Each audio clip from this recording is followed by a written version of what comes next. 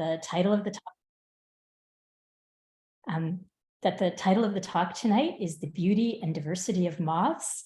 I know for me, moths are creatures that I don't know enough about. You know, I see them, I know what a Luna moth looks like, but I really don't know a lot. And we chose to have this talk this week because it is in fact National Moth Week.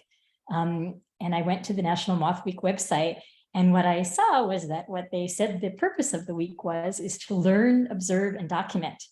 And I looked at those three things and I thought, well, I certainly don't know enough to document anything. So maybe it's time to start out with learn. And so for our teacher tonight, I'm really excited to introduce Chris Allgyer. He is a master naturalist in Southwest Virginia. He lives in Big Stone Gap.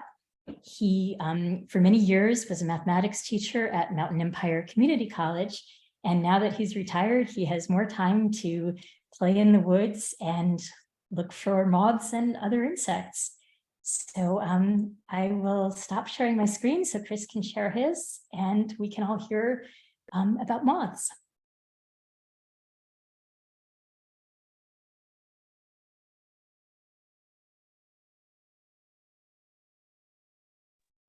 There we go. I got myself unmuted.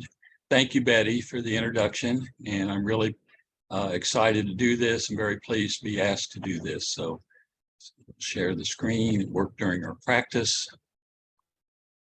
And slideshow from the beginning. Okay, I'm seeing it. I hope all of you are seeing this and hearing me. Okay.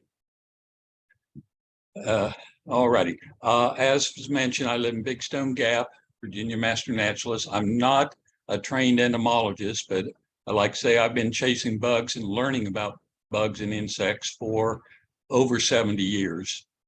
And also, most of the photos I'll be sharing tonight, I've found myself, a lot of them around the campus of Mountain Empire, but other places in Wise County.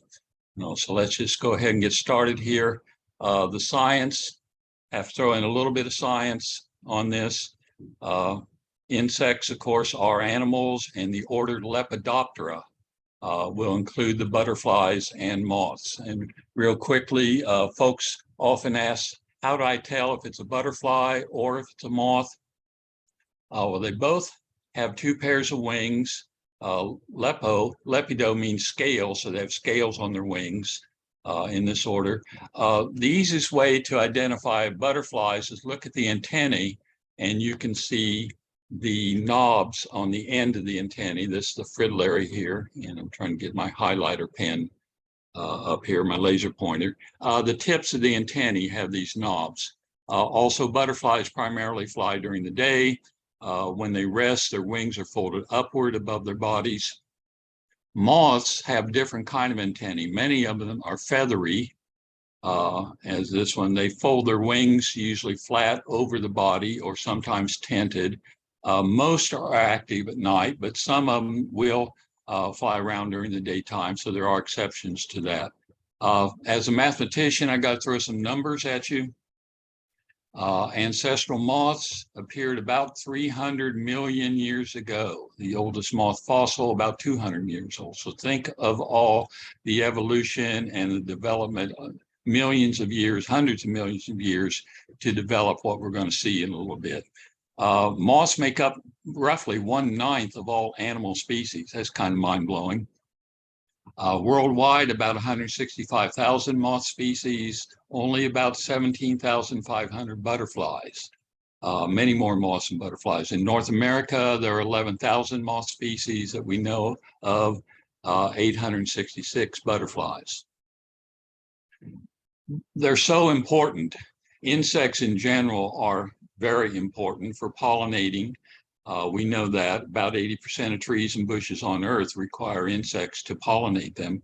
There's research recently that's showing that moths may be more efficient in some ways as pollinators than bees are. It's just that we've overlooked them because they're doing most of their work at night, and it's been really unobserved. A quote that I saw just this week, an ecologist, Tim Blackburn, I think he's in England. he says moths pollinate a wider range of species than bees. That was just a paper that was out just a few weeks ago. And big role of insects in the food web, particularly caterpillars and birds. 96% of terrestrial birds rely on insects, and that's mostly caterpillars that come in. And without caterpillars, we wouldn't have our songbirds. So they are essential. Also, adult moths are prey for bats and other animals and all. So their role in the food chain is critical. Without moths, things would fall apart in a hurry. A little bit about metamorphosis. That's the magic of butterflies and moths, the process of transforming in several stages. Just real quickly here, Lepidoptera have a 4-stage complete metamorphosis: egg, then larvae, which are called caterpillars, then a pupa, and then the adults. The caterpillar is the feeding and growth stage, and as they grow, they have to shed their skin. I may refer to a term called an instar a few times. That's each stage of a larva is called an instar. The first instar comes from the egg. They'll shed their skin several times. The last instar will form a chrysalis if it's a butterfly, or a pupa if it's a moth. Many moth caterpillars spin silk cocoons to protect the pupa. Other caterpillars burrow into the ground to pupate. And probably the greatest part of the animal's lifespan is as a pupa, because many times they're spending months inside their cocoon during the winter or underground before they'll come out and become adults. Quick little picture here, a sketch. This is of the silk moth. Female lays her eggs. They feed on mulberries. The larvae will grow and grow, then they'll spin a cocoon, then they'll become a moth. A sad thing in a way about silk moth caterpillar, or silk moths in general, without human beings, they could not exist in the wild anymore. They've been completely domesticated as for many years in China and all, and they produce the silk. And my understanding is that they would not be able to survive in the wild without human taking care of them. A little bit about caterpillars. They have 6 true legs, as most insects have. They also have up to 5 pro legs along here. Some don't all have all 5, some of the inchworms and loopers. Their eyes are very simple. They don't need to see much. They just need a mouth that can chew and chew and chew and take in the nutrients and transfer the energy from the plants into energy that then is consumed by birds and other things. The females will lay hundreds of eggs sometimes. Probably less than 1 in 10 of the caterpillars that hatch from the eggs will ever make it to adulthood. Most of them are going to be consumed in some other way as they grow. Again, they're a vital part of the food web.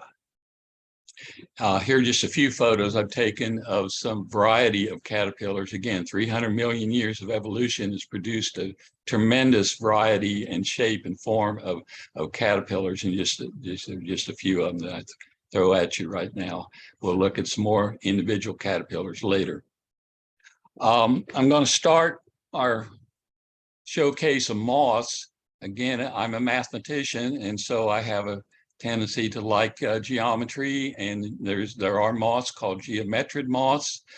You probably run into the caterpillars. They're called inchworms or measuring worms because they move in a looping fashion, and there's quite a variety. This is a large group of very pretty and interesting moths that we have here.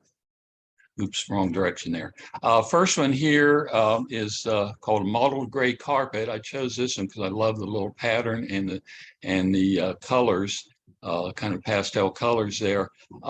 For each moth that I'm showing you, I'll either have a wingspan, as this one, WS, in millimeters, and some quick math of 25 millimeters is about an inch, roughly. So you can keep that in mind. So this little moth has a wingspan of about an inch on average. So I'm not very large moth, but very, very pretty. One of the geometers that I like a lot. Here's another unusual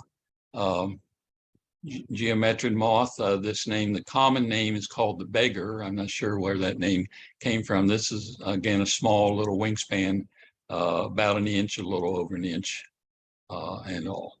I'm going to click the thing here. Okay, had something on my window pop up there. So that's the beggar, and my screen froze for some reason.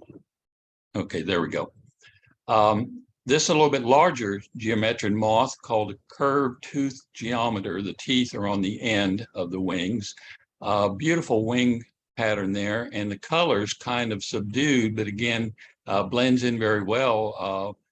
Maybe looks like a leaf if it's on the ground, the colors on that. A little bit larger moth there. There's a whole group called emeralds, and they're called emeralds because they're green. This is a red fringed emerald. That name kind of makes sense. Again, about an inch wingspan, so not a very large moth at all. This is what it looks like in the summer. In the spring, it looks like this. Same moth, when they come out and emerge from their pupa in the spring, they have this color, maybe because things haven't greened up yet enough for them to blend in. So no one knows for sure why they have the spring form that's different than the green summer form. Here's a pretty little thing called a showy emerald. Every time I find one of these, they're perched upside down like this. I'm not sure why, but they seem to enjoy landing and being upside down. Another lovely emerald moth, red bordered emerald. Again, 20 to 30 millimeters, so roughly about an inch or so. And this is a wavy line emerald. You can see the wavy lines on it where it gets its particular common name. This is very small. This is smaller than an inch, and this has a very unique caterpillar. The caterpillar is known as the camouflage looper. Again, all these geometers are inchworms, and this little looper will, as it feeds, it will take little fragments of the flowers and kind of glue it and attach it to its body as camouflage. So this one's on a yarrow, which is mainly white, and the petals would kind of turn brown. If it was on a pink yarrow, it would be pink colored. Whatever color flower the caterpillar is on. And this caterpillar length, 10 to 15 millimeters. Well, 10 millimeters, about the space across your little fingernail. So you can get an idea of the size of this little caterpillar. We was lucky to spot it because it is well camouflaged on that plant. Here's one other emerald. This is a white fringed emerald. Again, there's a lot of variety, and there are more emeralds that I'm not going to show you tonight. Moving along, some of the other interesting geometric moths. I'm not sure how they came up with this name, but someone gave it the common name of the scribbler. When you identify moths, you have your genus and species names, so you know specific what you're talking about, because common names can vary according to what part of the world you're viewing it in. But this one is known as a scribbler. It was on a glass window, so you can see kind of the reflection here through the glass pane of that moth. And here's one with a funny name, the badwing. Why is it called the badwing? Well, the story goes that someone who was collecting it was aggravated that when they tried to pin it and mount it on a spreading board, these lower wings here are so small that they had difficulty putting it on a spreading board. And so the nickname of calling this the badwing moth came out of that unusual shape to that moth. Different color here. Here's a day-flying moth. This is a chickweed geometer, and I often see these flying around in through meadows and all. They will take nectar from flowers, and very, very pretty. You can see the feathery antennae up here, characteristic of a moth. And the big feathery antennae means that it's a male. They use those antennae, the males use them in order to home in on the females that release a pheromone scent that travels through the air. And those large antennae are mainly receptors to sense those pheromones and find the females. Large lace border. This is a little bit larger moth. They can vary in size, so from an inch to a little over an inch. The markings on this are so incredible. Again, how did this evolve or take place, or why does this moth look like that? Again, 300 million years of evolution to produce these beautiful creatures. And here's another day-flying moth. I'm not sure why it's called a common spring moth. I guess because it's around a lot, but there's nothing common about the colors and the markings on that. It's a beautiful little thing. And again, smaller than an inch wingspan. So it's a little thing. I've seen them flying in the day. I've seen them on flowers. They also come to lights. Most of these moths are photographed. There's a building at Mountain Empire that has lights on all night long at the maintenance building. And I go early mornings and find a lot of these moths at the crack of dawn before the birds and other things can find them and get their pictures. So that's a common spring moth, one of the prettier geometric moths. And there's a whole set of moths called grays. Many of them are difficult to identify, at least for me. This is one, though, I can identify, and I love the lines on it. It's called a bent line gray, but look at these curved lines. As a math teacher, I'm thinking calculus curves and functions and looking at thinking first derivative or second derivative or things like that on the pattern on this particular moth. Very, very pretty moth. I think this one's on a bluish background because I think this was at our moth night a year ago when we had the blue lights up to draw in some moths, the black lights.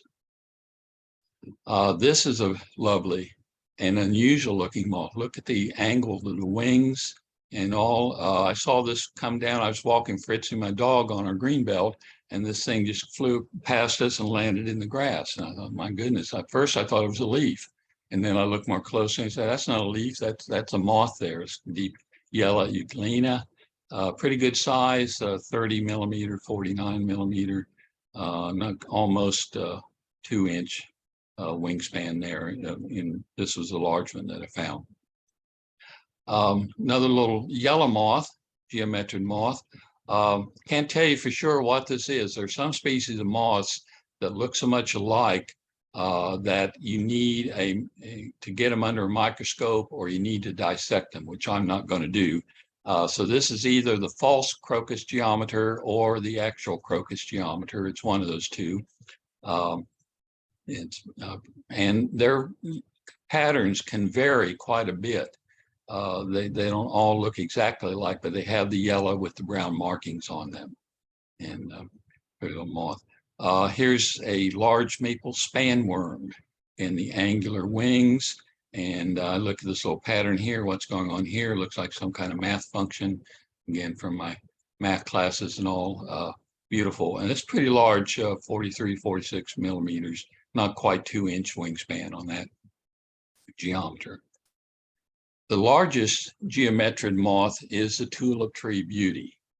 This landed on a window up at Mountain Empire College. I happened to find it there, and got the reflection in the background. I thought, man, that's a gorgeous, gorgeous moth. Even though it's just grays and whites and blacks, it's still gorgeous. The patterns on that are outstanding. This summer, a couple weeks ago, I found a mating pair of tulip tree beauties on the wall there. There's some females up above, the males below. He's got the bigger antennae. You can kind of make them out here. Again, his antennae were how he found her in the first place. So they're ensuring that hopefully next summer there'll be lots more tulip tree beauty moths flying around Big Stone Gap. We'll move to another family now of interesting moths called slug caterpillar moths. This refers to the caterpillars kind of resembling a snail or slug. In mathematics, we have a curve called a limicon that we study. That's called, it's based on, it kind of looks like a slug. These kind of glide along. And one interesting fact about this particular family, many of the caterpillars are protected by venomous spines or stinging hairs. They can be quite a handful to try to handle. You don't want to handle some of these, and you need to be careful with some of them. Here is one of the little guys. It's only 10 to 15 millimeters, so about the size of your little fingernail in total length. The spiny oak slug moth. Interesting, furry, fuzzy looking thing with some green blotches on it. Here are what the caterpillars look like. And they vary quite a bit in color or shape. The picture on the left was taken by my wife, Paxton. The other picture is mine.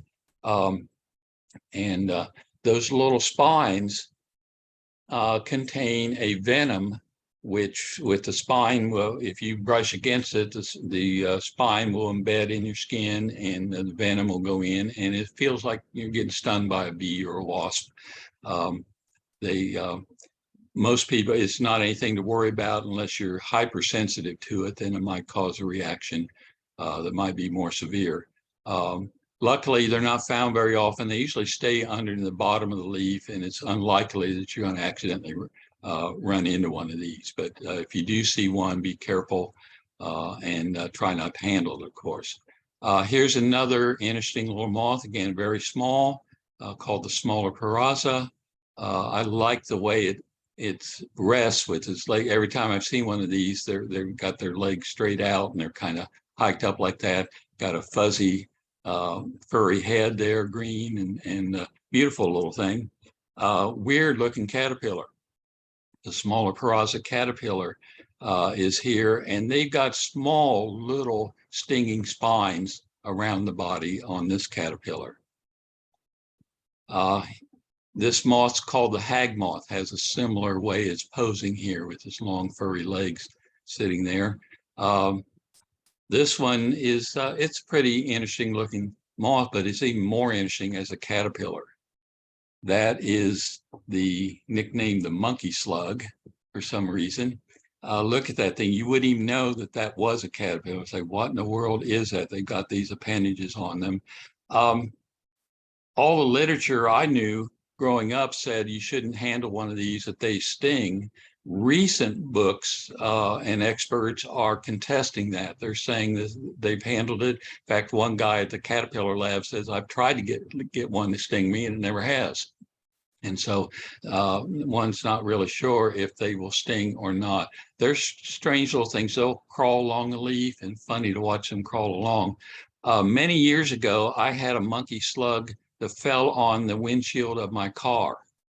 And I got in, I thought, well, look at that thing there. So I took a picture of it. This is from a slide that I took many years ago before we had digital cameras and all. I've scanned it since then. But there's a monkey slug from looking from underneath it on that. It looks like something from outer space or some other world.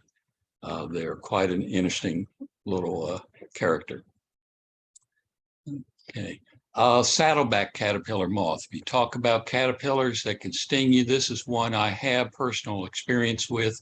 It's species name Stimulia, very well chosen there, because the caterpillar is, and you may recognize this when some of you, if you've been out in the field or in your garden, this is a saddleback caterpillar, full of sharp, stinging, venomous spines.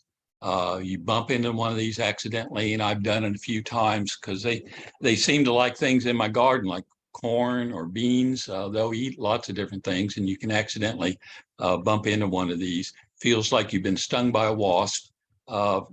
Goes away in about an hour or so, but it's not pleasant at the time when you do run into one of these. This is a good protection. Again, all those years of evolution, they've developed a way to defend themselves, at least from vertebrates. From humans. On the other hand, invertebrates can still prey on them. This is a caterpillar that has parasitoid wasp cocoons on the back, those white things. What's happened is a small, tiny wasp could go in there, and it didn't mind the stinging spines at all. And the wasp, she laid eggs inside the caterpillar. And those eggs hatched into larvae that fed on the innards of the caterpillar. It's kind of gross thinking, but they don't hit any vital organs. They munch their way around until they grow large enough. Then they come outside and they spin these cocoons. At this point, the poor caterpillar is basically a zombie. It's not going to ever become a moth, but out of those little cocoons are going to come little wasps that will continue on as part of nature's way of amazing things that go on in nature with predator and prey and different species and all. This caterpillar you may have seen in the news. This is from 2020 from a publication, Virginia Wildlife. There's a lady that unfortunately was, I think getting into her car, and one of these on the car door or something, she rubbed her leg against it and was stung by a flannel moth caterpillar, sometimes called a pus caterpillar, or in the South, it's called an asp, ASP, for like the snake and all bite. This is the most painful of all the stinging caterpillars. It can send you to the emergency room. They are, fortunately, they're not around too much, at least around here, they're not. I've never seen the southern flannel moth. I have seen, and a friend of another master naturalist, Erin, sent me this photo that she took of the black wave flannel moth caterpillar. It's fuzzy, kind of looks like a toupee or something, but within all those fuzzy hairs are the stinging spines. And again, very painful to run into one of these. The moth is not a whole lot to look at. It's kind of pale yellowed with some black markings on it. I have seen occasional moths here in Wise County. I'm sure they're around other parts of the state as well, and all. So that little caterpillar, watch out for it. If you do run into one, definitely give it a wide berth and all. Related to this topic of poisonous and venomous animals, I want to put in a plug for the Cleopatra project, which was a group of master naturalist volunteers came up with a booklet of venomous, poisonous animals in Virginia, working with the Poison Center at University of Virginia Health and the School of Medicine there. This is a free download. Just do an online search for Cleopatra Project, and you can download this, and it has lots of information about toxic, poisonous, venomous animals in Virginia, including some of the caterpillars that we just saw. And I contributed some to this. My wife contributed some photos as well to this. And it's a nice thing to look for in your libraries, or to go online and find that. All righty. Moving along to another family of moths. I really like this family called Sphinx moths. There's some beautiful moths in this group and fantastic flyers and pollinators. The name comes from the caterpillars that in some cases, when they were at rest, they kind of hunched up like the Egyptian Sphinx. The caterpillars, most of them have a pointy extension on the end of the abdomen and are called hornworms. And I'm sure if you garden and grow tomatoes, maybe some of you are familiar with one particular hornworm. This is a wide variety of moths, large and small.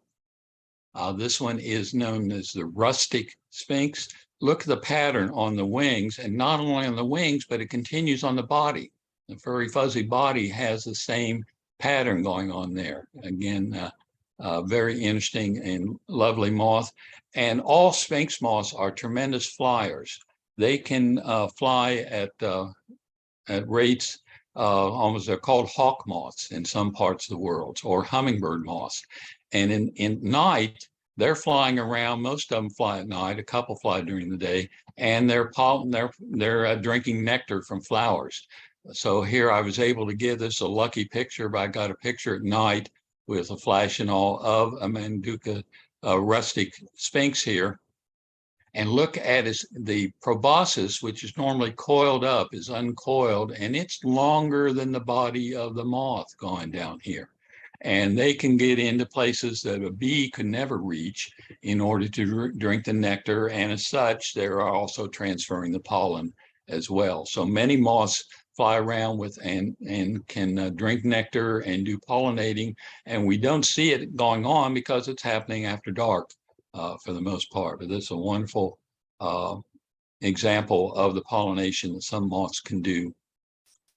Here's another sphinx moth. This is called the ash sphinx. Showed up at Mountain Empire not too long ago.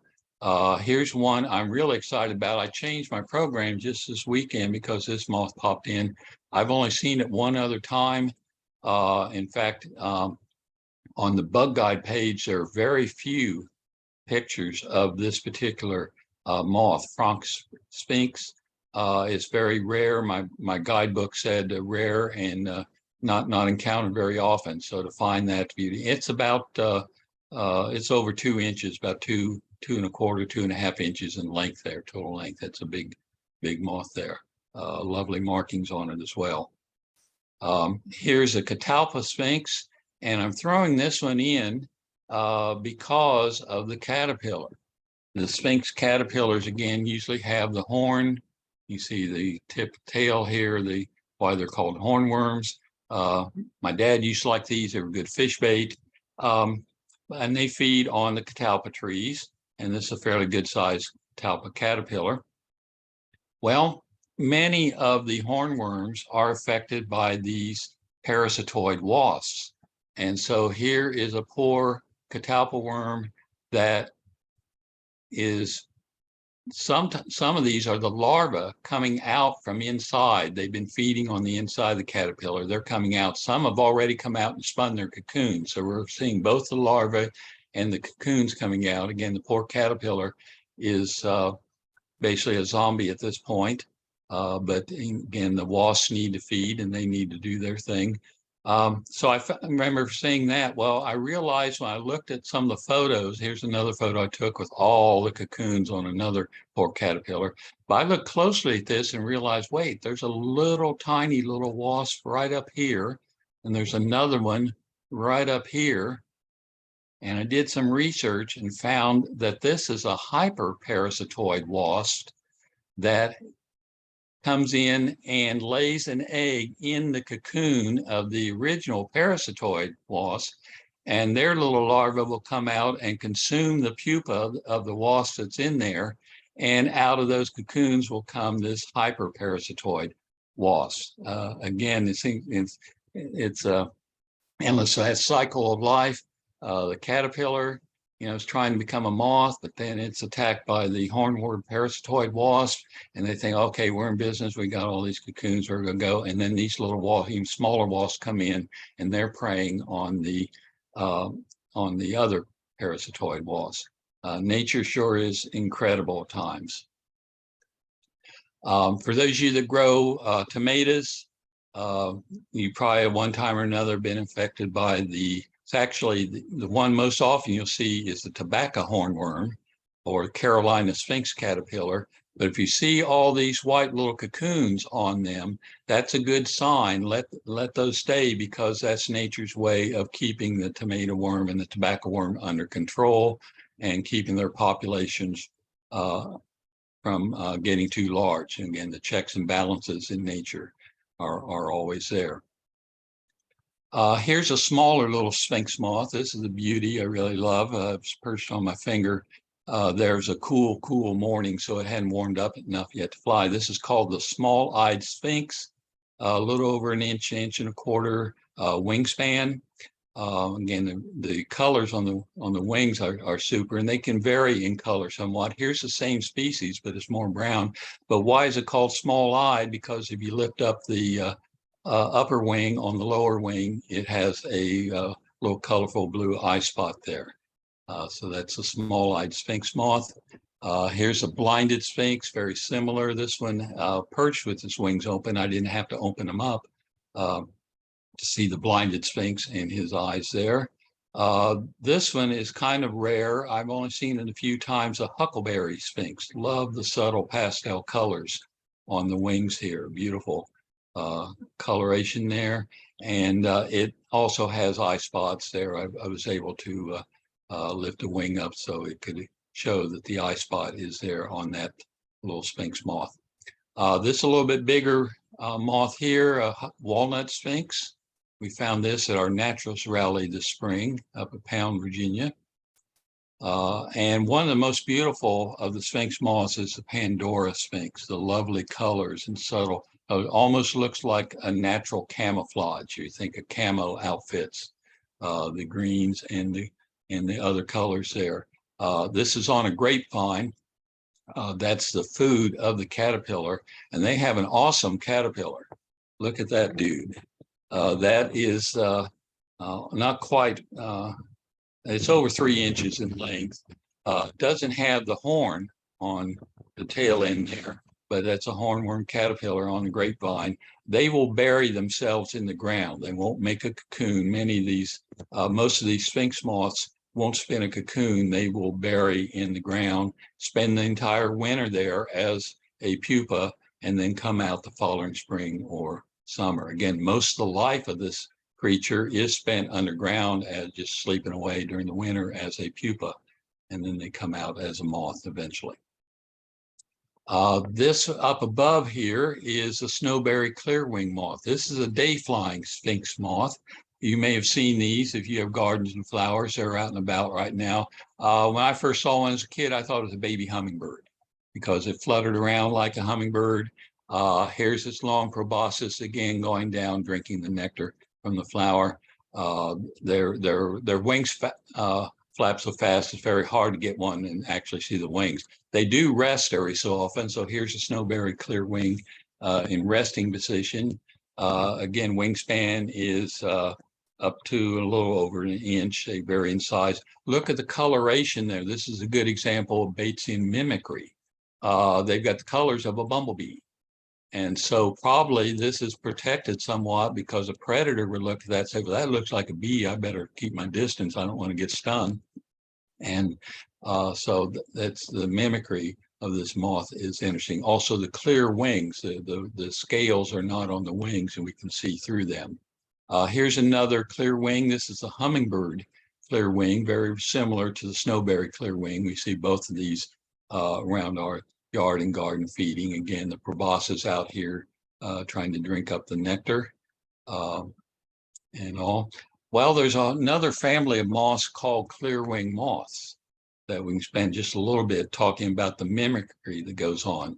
Most of them have transparent wings, so the scales are not there. Many of them are borers. Some of them are kind of pests, but I think they're very interesting. I don't find them very often. They do fly around sometimes during the day. They will drink nectar, so they can do a little bit of pollinating. This one is a beauty I found a few years ago. I thought it was a wasp from a distance, and I thought, well, I'll go over and check out and see what that is. Then I got closer and said, that's not a wasp. What is that? And it took me a while to look it up and get an ID on it. It's, again, not very large.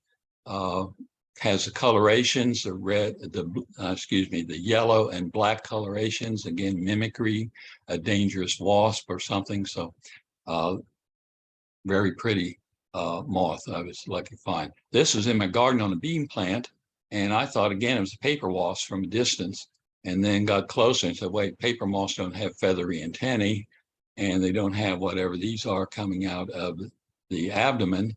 And all this is, and looked it up, this is called a grapefruit borer moth. Again, good protection because a predator would probably leave it alone thinking it's a wasp and avoid getting stung.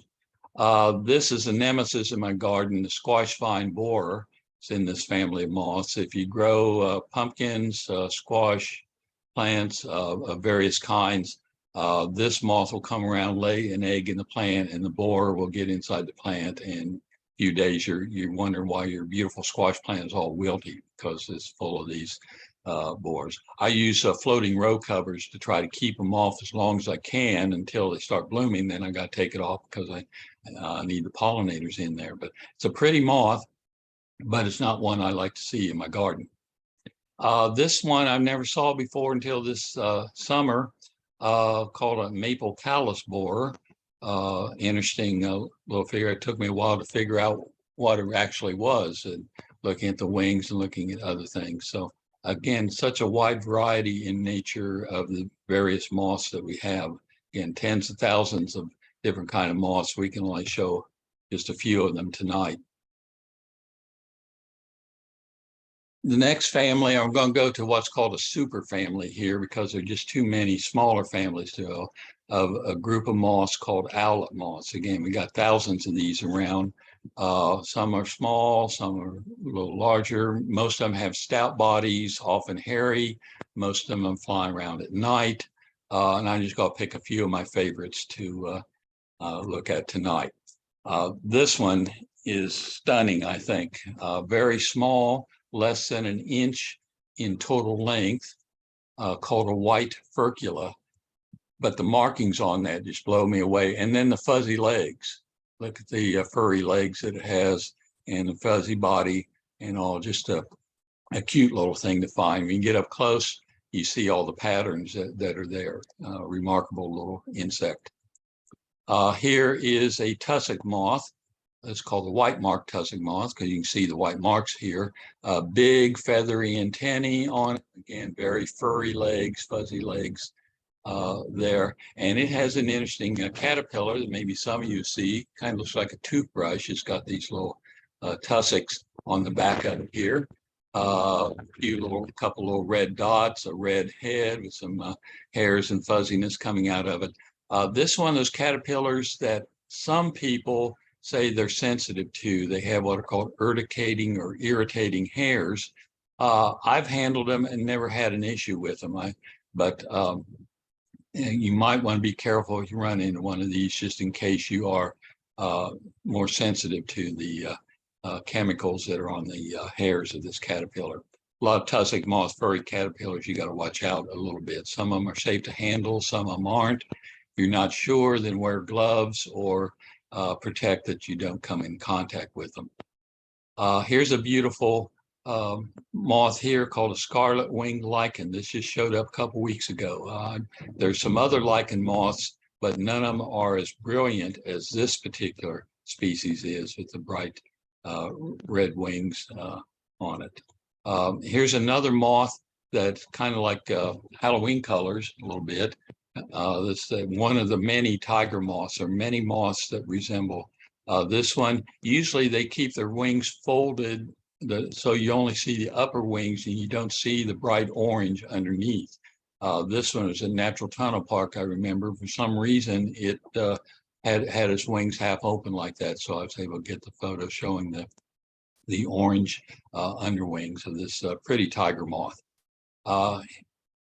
Related, these are the giant leopard moth. Gorgeous, gorgeous animal. Takes my breath away every time I see one of these things, just the patterns and the it's just black and white, but how did that develop as a coloration? The legs alternate black and white on it. Very pretty. It's got some, you can kind of make out here, it's got a blue. These 6 dots here on the thorax are actually a deep, rich blue, the coloration that they have. It has an interesting caterpillar. It's a fuzzy, looks like a big woolly bear, but it's all black, except it has in the segments, you can see the orange between the segments here. It's the giant leopard moth caterpillar. And this caterpillar lives all through the winter as a caterpillar. It doesn't make its cocoon until the spring. Somehow it produces a type of antifreeze. So on real cold days, it just hunkers down in leaf litter or under a log or something, and it doesn't freeze. And then you get a warm day in December or January or February, it'll come out and nibble and find what it can eat and all, and then it'll go back and continue on cold days and hunker down again. And then in the spring, it'll eventually make a cocoon in the leaf litter and then emerge in maybe June or July. I'm seeing these now quite a bit throughout July, and then they'll lay eggs and the caterpillars will grow. But again, interesting that the caterpillar lives all through the winter of this species, and several of the tiger moths do that. The Isabella tiger moth has a well-known caterpillar, the woolly bear or woolly worm, that folklorists say will predict how severe your winter is going to be. There's no evidence that actually works. If it did, this one says we'd have a pretty mild winter because it's got lots of orange, not too much of the black on it. You see them a lot in the fall, and again, they winter over and then will pupate in the spring. Here's an interesting moth. Seeing a lot of these this summer in Wise County for whatever reason, more than I've ever seen before. It's called the climbing moth. Some other nicknames for it are the crusader moth because of that cross shape, or some folks will refer to it as the blessing moth. Very pretty, not very long. Again, total length about an inch or so. It's another one, has a caterpillar that lives through the winter. and all. Has several variants. The Haploa genus has 4 or 5 variants of the previous moth clymene. This one is known as the neighbor. They have similar markings, similar shape, the triangular shape that they have, and the orange head, so a neat variety of moths. I'm seeing a lot of these this past summer.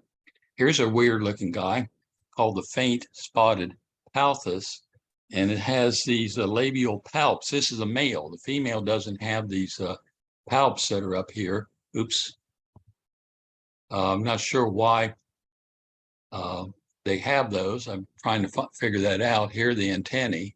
So they're not antennae. What they actually do, I don't know, but just shows you again the strange little shapes and different kinds of moths that are out there. Here's a snout moth. It's called a Baltimore snout. Beautiful markings and colorings on it. And there's a whole group, probably 20 or 30 underwing moths that are around our region. The most common one I see is the Ilia underwing. And normally you don't see this orange and black lower wing. This one just happened to land on the pavement and left its wings open for me to see the colors, because normally they hide those colors.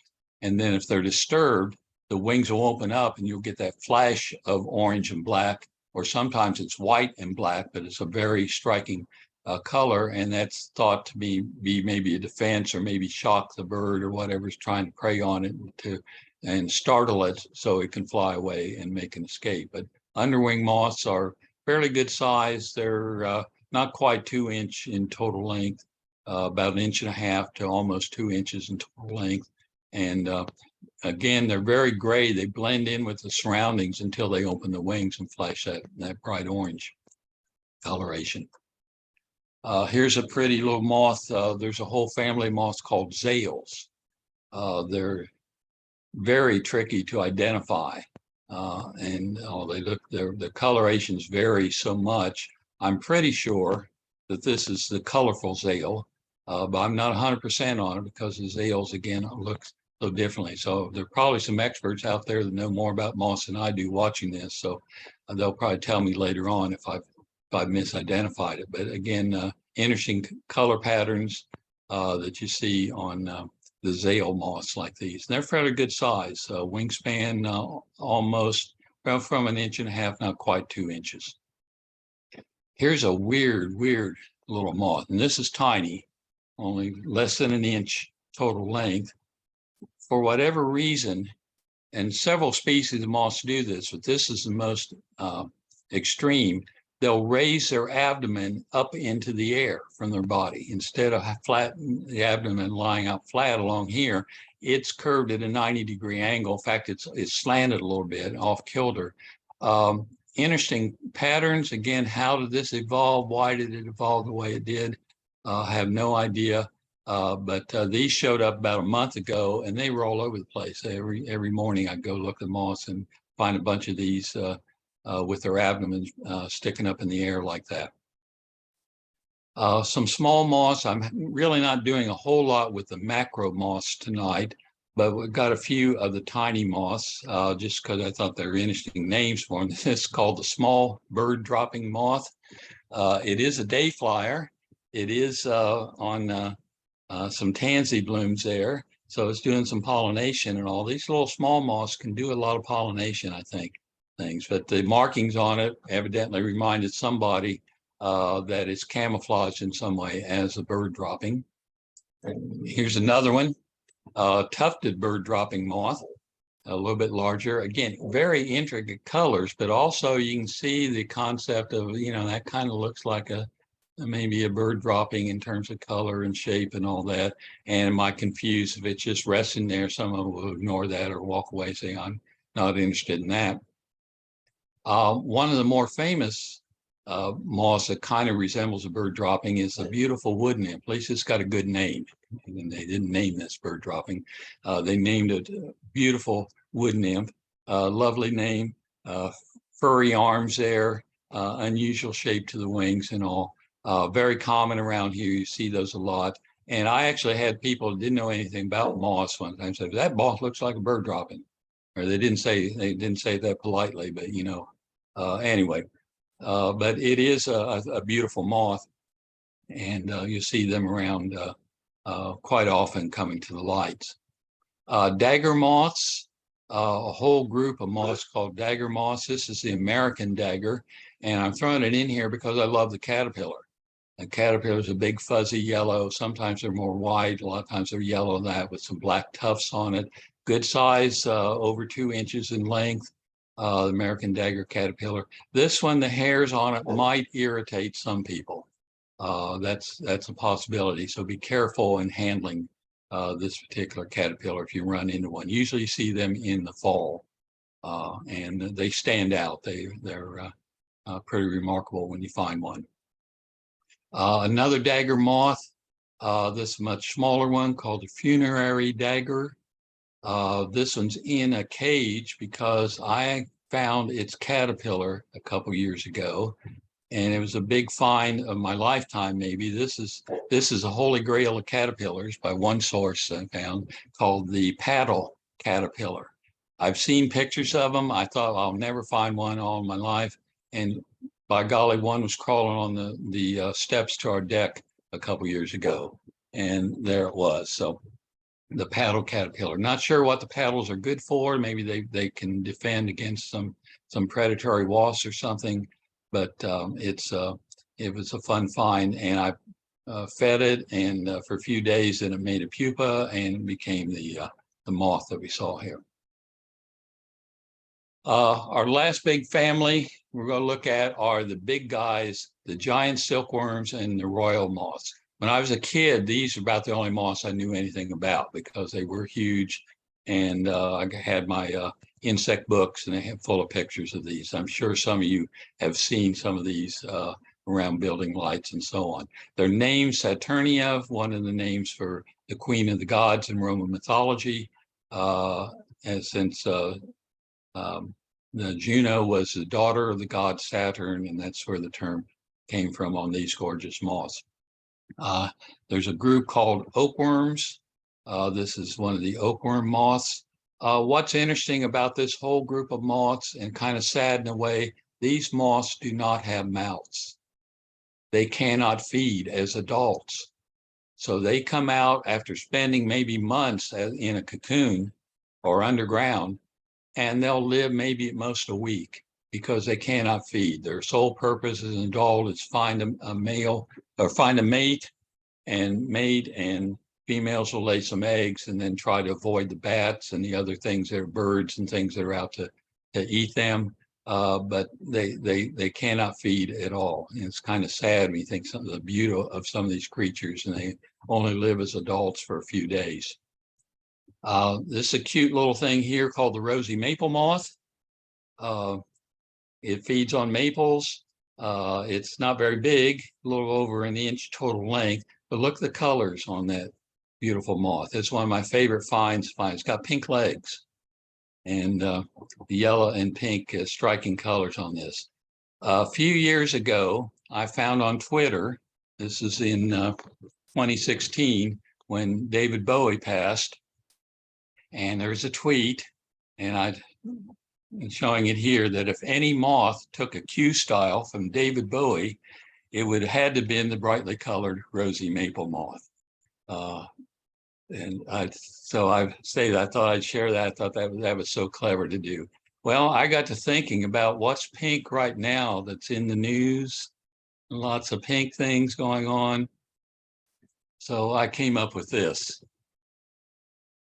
Barbenheimer. If you get the message there. The moth down here is a carpenter worm moth, black and gray, and a lot of the Oppenheimer movie is black and white. Some of the filming of, from what I've seen, I haven't seen it, but there's a thing there. And of course, Barbie is blonde and pink, and so there's my contribution to the memes of Barbenheimer. That I thought was maybe is appropriate here for this talk tonight. Anyway, the rosy maple moth is a cute moth, regardless on that.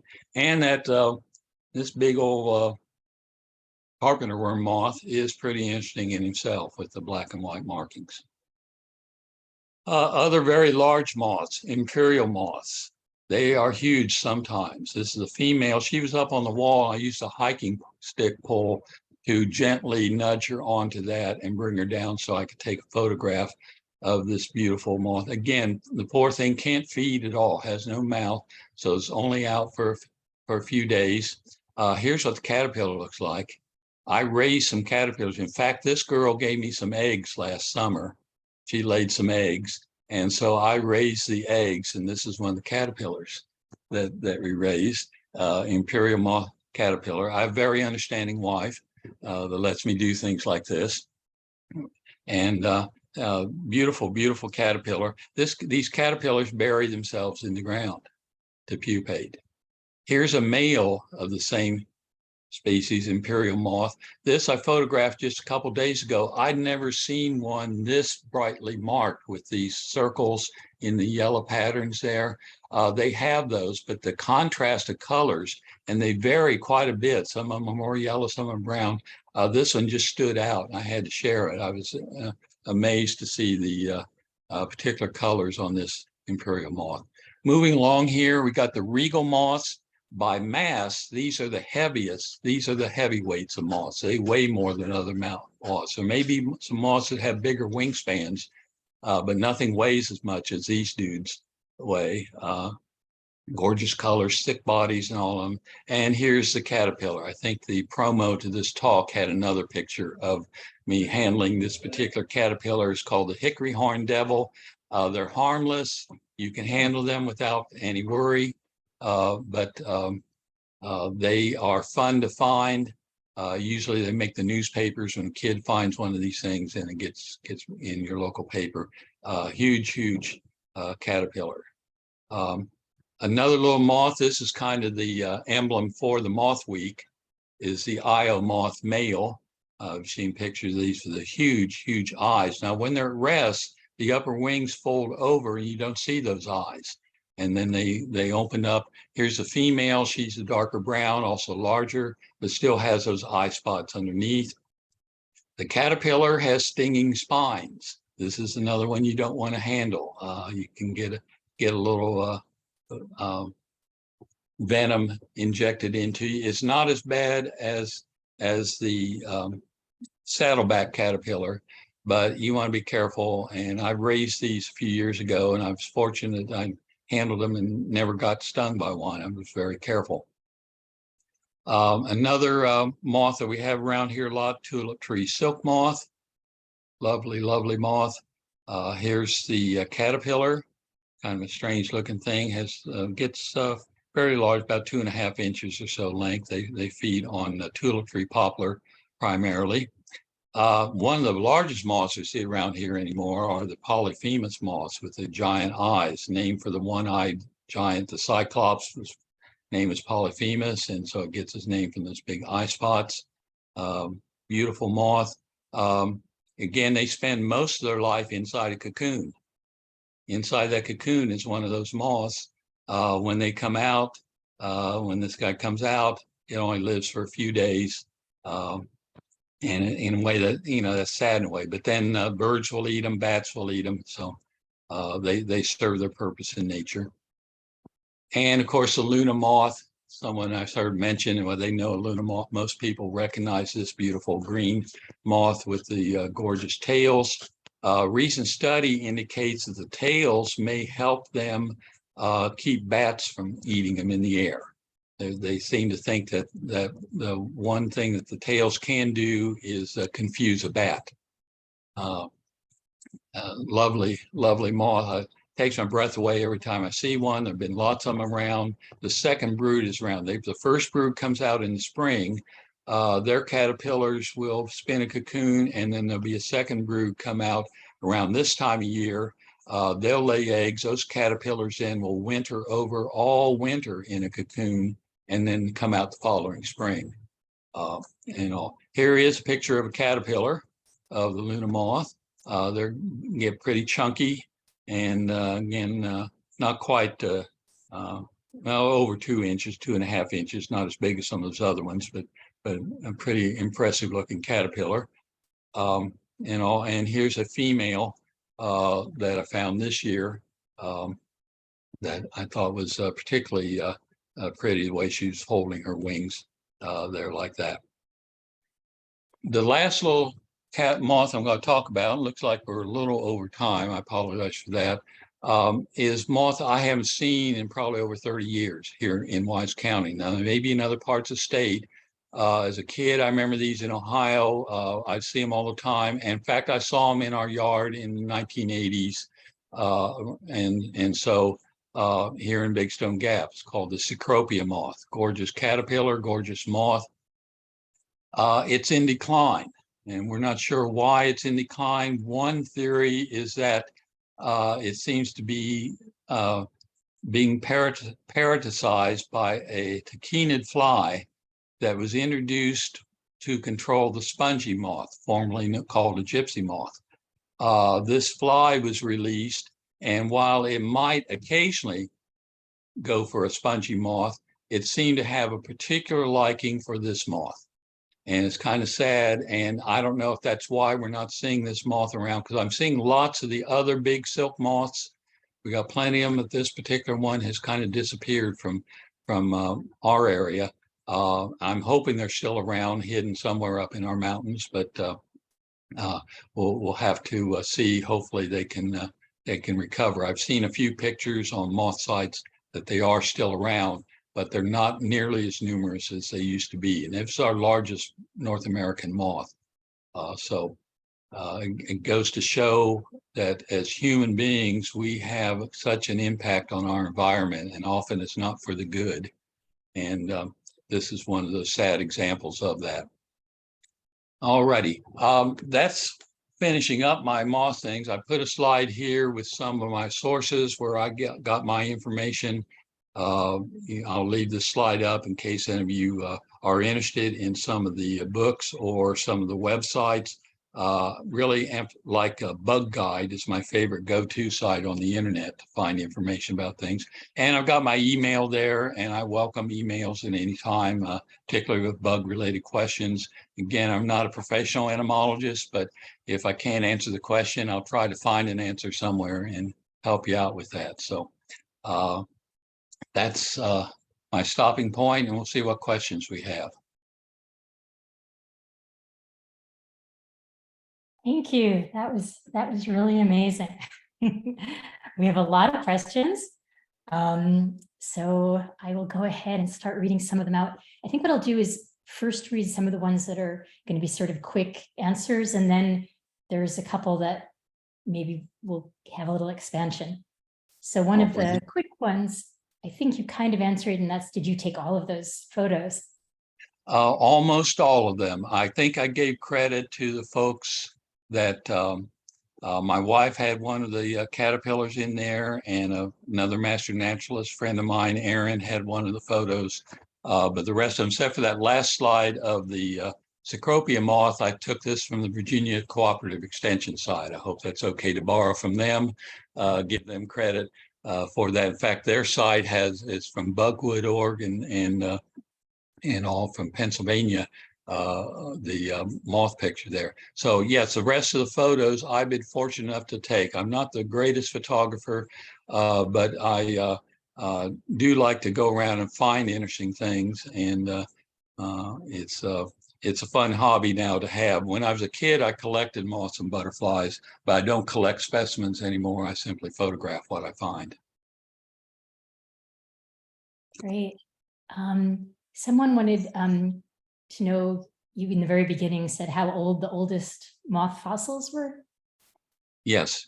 I'm thinking the site that I found said around 200 million years, and go back to that slide. I think it was 300 million years of the earliest ancestors of moths, and maybe 200 million years where they have some fossils of moths. And I found that a couple different sites, so I'm thinking that's reasonably accurate. And those are approximate dates, of course. But great. Someone wanted to know about moths and specific host plants. So I guess like in the way that monarchs require. Yes, excellent question. I'm a big fan of Doug Tallamy and his recent writings about the importance of insects and the native plants that they feed on. Some of the caterpillars are generalists and can feed on many things. Some of them are very specific. For example, there's an ash sphinx moth. I can't remember if I had that one on there or not. Well, I'm concerned about that moth now because ash trees have been devastated by the emerald ash borer. And so what's that going to do to that particular moth? And some of the loss of habitat has affected certain species of moths. In Lee County, we're working on restoring a river cane in the Cedars Natural Area Preserve. Our Master Naturalist has been working on that. There's a moth that feeds on the river cane, and it showed up after in there. They've identified that it is in the Cedars area, but that's a moth that if we don't have the river cane, you won't have that moth. So there are many species of moths that need particular host plants. And when you go on places like Bug Guide or look in some of the field guides that I have listed there, the caterpillars of Eastern North America, they will list the plants that caterpillar needs to live on. Again, some of them are generalists and can feed on many species, but some of them need particular plants, and that's why it's so important to protect the habitats and to plant native plants. I didn't talk about our invasive moths that we have around here. I mentioned the spongy moth, but there are invasives. We know those can be an issue. And there are invasive plants that are taking the place of the native plants. And so that's a very good thing to be concerned about and think about the importance of native plants for all of our insect life and other animals in our region. We need to protect them, and we need to promote removal of invasive plants and promote putting native plants into our yards and gardens. There's a group of questions that are somewhat related to how we can protect moths, and they have to do with A, why are moths attracted to light, and B, how harmful are human, our own lights, and what can we, are there certain wavelengths of light that would be better? Just kind of the whole question of light. Another very good question on that. I fight with that as well. The building lights certainly bring in the moths, but at what price do they interrupt the mating cycles or the other things? Do they bring them in so the birds can all of a sudden come in and feast on them every morning? Those are concerns. Now, in terms of your own lights, yellow lights seem to be less likely to bring in moths from what I've read. Of course, black lights will bring them in. I don't use black lights very often, just maybe during moth week as an activity to get people thinking about moths and bring them in and all. But light pollution is a concern for many reasons, not just for moths, but for birds, for migratory birds and other things. And that's something to consider and think about. A good question. I don't have all the answers to that, but I think about that myself as are we harming the moths by doing so much, attracting them with lights? So I kind of minimize my own thing, but the building lights are there for security reasons on the campus. And so the moths are going to come in. I've found places, all-night filling stations are good places to go look for moths. If you're trying to find moths, those are sites to visit, and you'll see a lot of them coming in.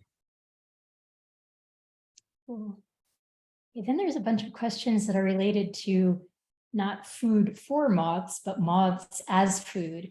So specifically things like, are there specific groups of moths and caterpillars that are good bird food? How do the birds deal with the potentially toxic toxic moths?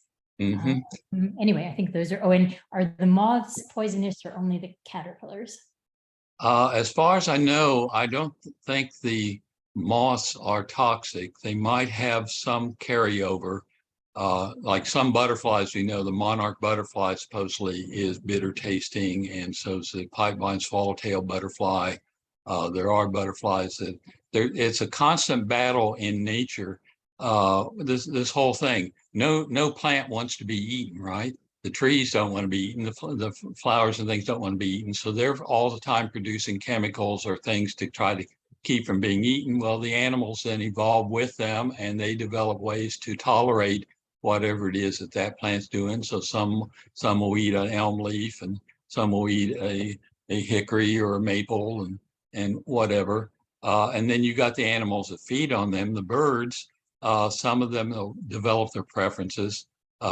Chickadees, I forget the number, but it's a huge number of caterpillars that a chickadee will need to feed its nest in the spring. So the birds are adapting.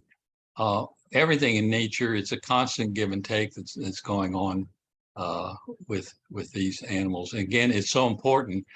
We can't eat sunshine, right? Animals can't eat sunshine, but so the plants are taking that energy.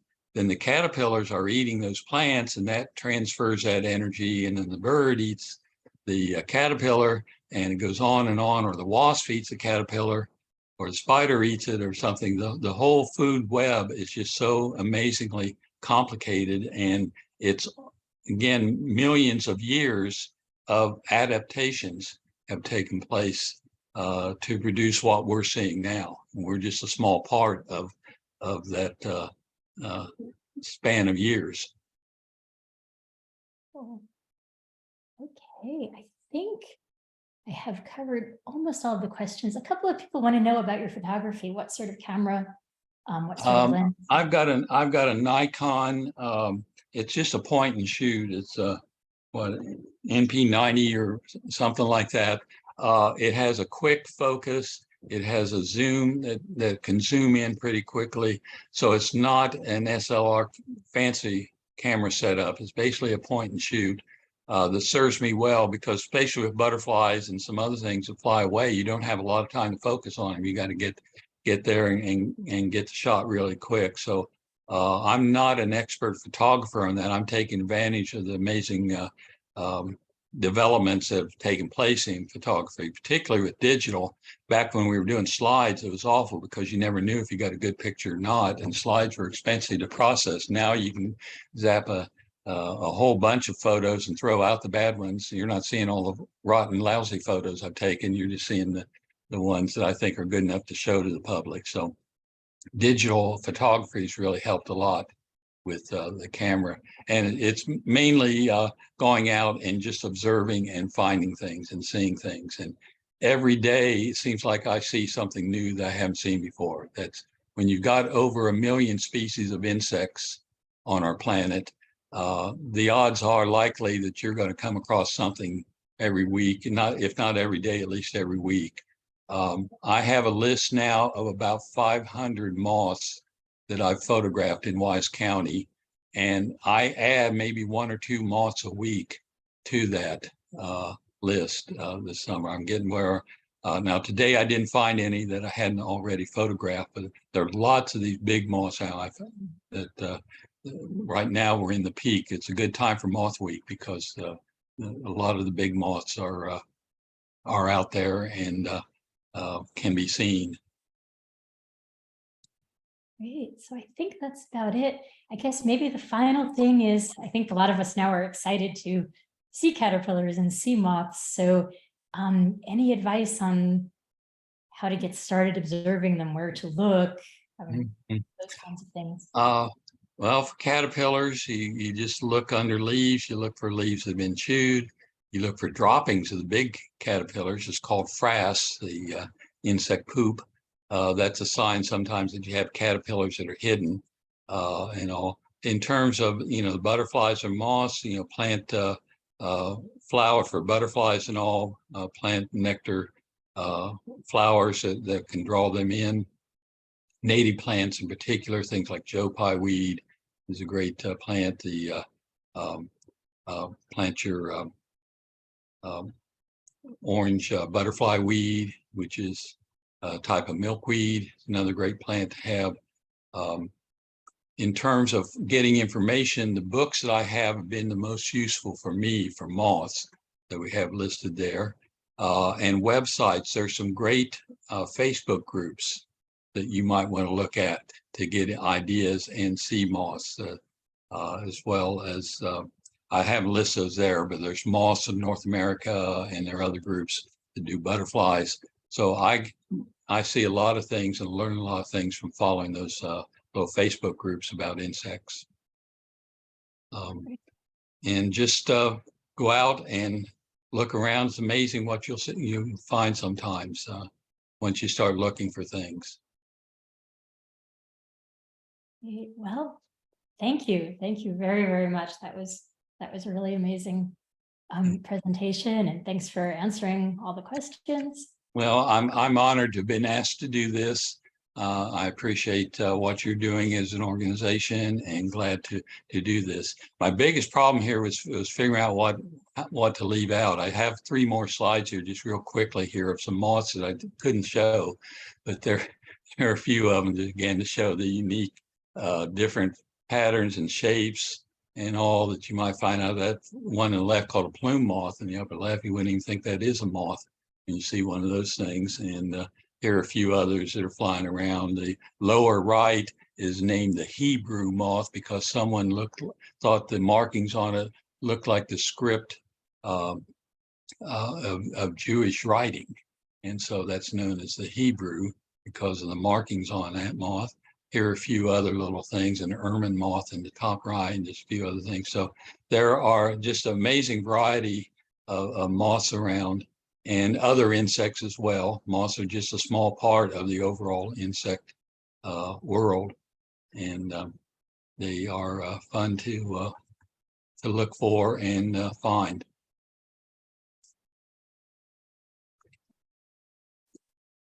Thank you very much. Thank you to all of you who were here. I'm sure that that you enjoyed it, and we'll see you again next time. Okay, thank you. Okay, thanks.